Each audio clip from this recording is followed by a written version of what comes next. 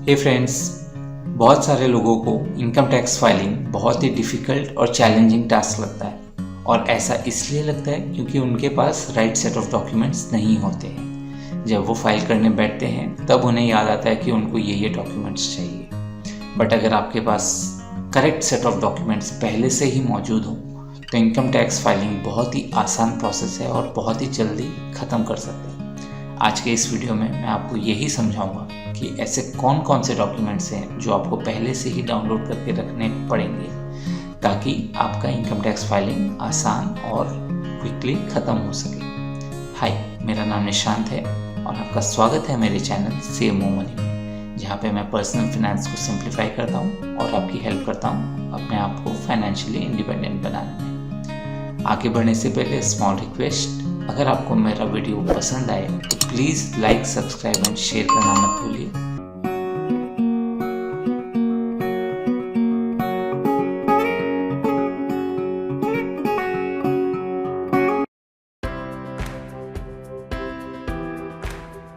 अगर आप employed person हैं तो सबसे पहला डॉक्यूमेंट जो आपको चाहिए वो है फॉर्म 16। फॉर्म 16 नॉर्मली एम्प्लॉयर्स अपने एम्प्लॉयज़ को इश्यू करते हैं और अगर आपके पास आपके एम्प्लॉयर का फॉर्म 16 नहीं है तो आप उनको जाके रिक्वेस्ट कर सकते हैं कि मुझे फॉर्म 16 चाहिए। फॉर्म 16 एक ऐसा डॉक्यूमेंट है जिसमें आपके एम्प्लॉयर ने आपके सारी डिटेल्स कैप्चर की हैं पर्टेनिंग टू कितना इनकम उन्होंने आपको पे किया है, किस किस जगह पे उन्होंने आपकी सैलरी में से डिडक्शंस किए हैं, कितना टैक्स उन्होंने आपके सैलरी से डिडक्ट करके गवर्नमेंट को दिया है और कितने पर्क्स वगैरह आपके हैं जो टैक्स फ्री हैं और वो बाकी सारी चीज़ें। इनकम टैक्स पोर्टल में जब आप न्यू ITR रिटर्न्स फाइल कर रहे हैं and under the section of income from salary आपको ये सारी डिटेल्स कॉपी पेस्ट करके एक जगह से दूसरी जगह डालना है। फॉर एग्जांपल फॉर्म 16 में आपकी एक फील्ड होगी income from the head called salary, तो उसमें जो फिगर होगी उसी को आप कॉपी पेस्ट करके ITR रिटर्न फाइल करते वक्त इनकम फ्रॉम सैलरी वाले सेक्शन में सेम फील्ड होगी, उसमें वो वैल्यू डालिए। सिमिलरली टोटल डिडक्शंस की एक फील्ड होगी, वो आप यहाँ से कॉपी पेस्ट करके वहाँ पे डालिए। आपकी ATC इन्वेस्टमेंट्स की वैल्यू को इधर से उधर कॉपी कीजिए, ATD की वैल्यूज़ को कीजिए। सो जो भी वैल्यूज़ आपकी ITR फील्ड में हैं वो सारी वैल्यूज़ आपके फॉर्म 16 में रहेंगी एंड दैट्स द रीज़न ये बहुत ही इंपॉर्टेंट डॉक्यूमेंट है। डॉक्यूमेंट नंबर 2 है फॉर्म 26AS, जिसको नॉर्मली TDS डॉक्यूमेंट भी कहा जाता है। अब TDS का मतलब है टैक्स डिडक्टेड एट सोर्स।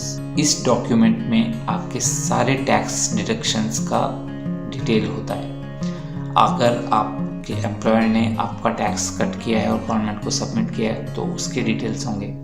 अगर आपको कहीं और से इनकम मिली है और वहाँ पे टैक्स डिडक्ट किया गया है तो उसके डिटेल्स होंगे।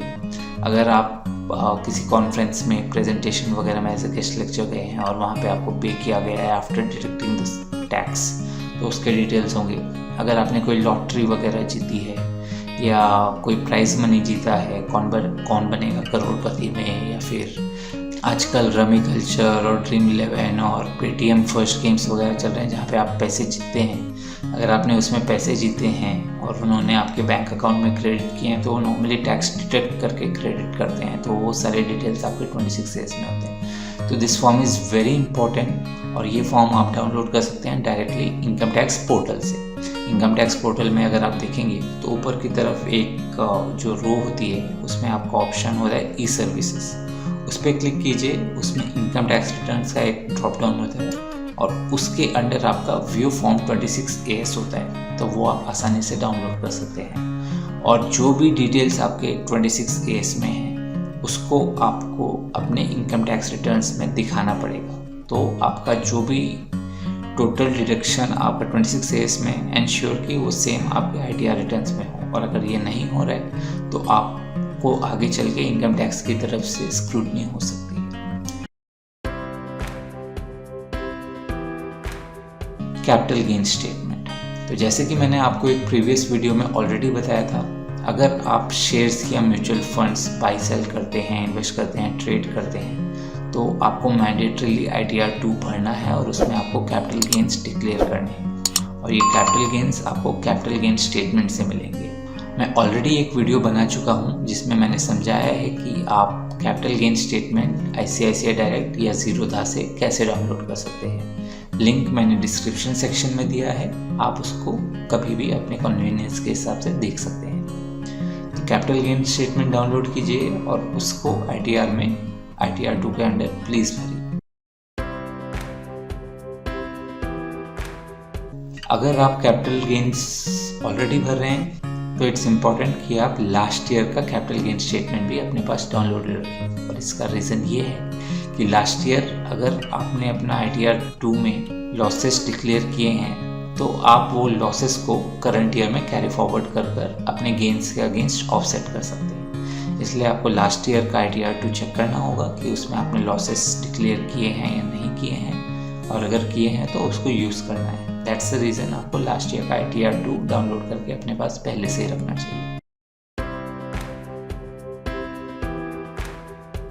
Apart from fixed deposits and recurring deposits, banks आपके जो सेविंग्स अकाउंट है उस पर पड़े हुए पैसों पर भी इंटरेस्ट पे करती है। You have to declare this interest as part of the taxable income. इसलिए आपको करना क्या है, आपके पास जितने भी बैंक अकाउंट्स हैं उनके इंटरनेट पोर्टल पे लॉगिन कीजिए, वहाँ पे व्यू एनुअल स्टेटमेंट्स में जाइए और वहाँ पे लास्ट फाइनेंशियल ईयर का स्टेटमेंट डाउनलोड कीजिए, उनको ओपन कीजिए और एवरी क्वार्टर में, फॉर एग्जांपल Q1 जो होता है अप्रैल में जून, तो जून एंड या जुलाई बिगनिंग के आसपास आप चेक कीजिए, आपको एक डिस्क्रिप्शन दिखेगा interest between 1st of April to 31st of June और एक अमाउंट क्रेडिटेड वैल्यू रहेगी। तो ये वैल्यू आपको नोट करनी है और ये आपको नोट करना है for all the quarters, for all the bank accounts you have, और ये आपको टोटल करना है। And not only bank accounts but also fixed deposit and recurring deposit या any other interest which you get from banks. तो ये सारा आपको नोट डाउन करना है, उनको एडअप करके उनकी टोटल वैल्यू नोट करनी है और उसको आपको ITR में डिक्लेयर करना है। सो इंटरेस्ट डॉक्यूमेंट आपके पास पहले से अवेलेबल होना चाहिए। अगर आप कहीं पे कंट्रीब्यूट कर रहे हैं या वॉलंटरी डिडक्शंस दे रहे हैं अपने सैलरी से towards the cost which is exempted from tax, then आपके पास वो डॉक्यूमेंट होना चाहिए। फॉर एग्जांपल कभी कभी हम लोग अपने सैलरी में से पेमेंट्स या कट्स देते हैं टुवर्ड्स फ्लड रिलीफ या टुवर्ड्स अर्थक्वेक रिलीफ, या for example last year entire year was corona and many of us had contributed towards PM care fund. All those are exempted from taxes. Similarly political parties को आप अगर कुछ contribute करते हैं तो वो tax exempt होता है। Scientific research वगैरह की तरफ अगर आप कुछ contributions करते हैं तो वो tax exempt होते हैं। तो ये सब donations और contributions जो भी आपके हैं अगर वो tax exempt हैं तो वो आप डाउनलोड कीजिए और वो पहले से अपने पास रखिए। तो दोस्तों होता क्या है, आपकी सैलरी आ रही है और आपके एम्प्लॉयर उसमें से आपका टैक्स डिडक्ट करके वो गवर्नमेंट को सबमिट कर रहे हैं on A quarterly basis. But कभी कभी ऐसा होता है कि आपको कैपिटल गेन्स बहुत ज़्यादा हो रहे हैं। मार्केट जैसे लास्ट फाइनेंशियल ईयर में जब कोविड हुआ था इंडिया में तो मार्केट गिरा था, लेकिन उसके बाद फिर मार्केट बहुत ज़्यादा जंप कर चुका है, बहुत लोगों ने बहुत मुनाफा कमाया है, तो आपको कैपिटल गेन्स हुए होंगे। एज़ पर द रूल आपको जो भी गेन्स वगैरह हो रहे हैं आपको एवरी क्वार्टर उसका सेल्फ असेसमेंट करके टैक्स पे करना होता है। तो अगर आपने सेल्फ असेसमेंट टैक्स पे किया है या फिर एडवांस टैक्स पे किया है तो आपको PR चालान रिसिप्ट मिली होगी। सो आपको वो रिसिप्ट्स, वो डॉक्यूमेंट्स केयरफुली डाउनलोड करके अपने पास पहले से ही रखने होंगे, क्योंकि you have to enter the details of all those things in your ITR return. अगर वो 26 AS में दिख रहे हैं तो अच्छा है, आपको इसकी ज़्यादा ज़रूरत नहीं पड़ेगी। बट अगर वो आपने फाइनेंशियल ईयर ख़त्म होने के बाद टैक्स भरा है तो आपको ये मैंडेटरीली PR चालान रिसिप्ट अपने पास रखनी है।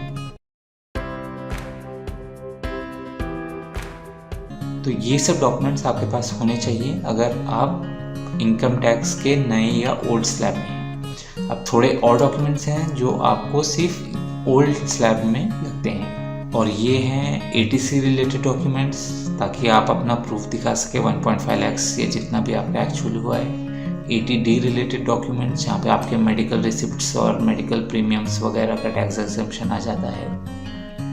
Then NPS contribution from self under tier 1, ये आपका ओल्ड टैक्स स्लैब में एग्जेम्प्टेड है। LTA कॉन्ट्रीब्यूशंस, HRA कॉन्ट्रीब्यूशंस, ये सब के रिसिप्ट्स आपके पास पहले से होने चाहिए। सो दैट्स इट गाइस, आशा है आपको आज का वीडियो पसंद आया होगा। प्लीज़ लाइक, सब्सक्राइब और शेयर करना मत भूलिए और अपने कमेंट्स शेयर कीजिए ताकि मैं अपने आप को इम्प्रूव कर सकूँ। Until next time, this is Nishan signing off. Bye, take care, tada.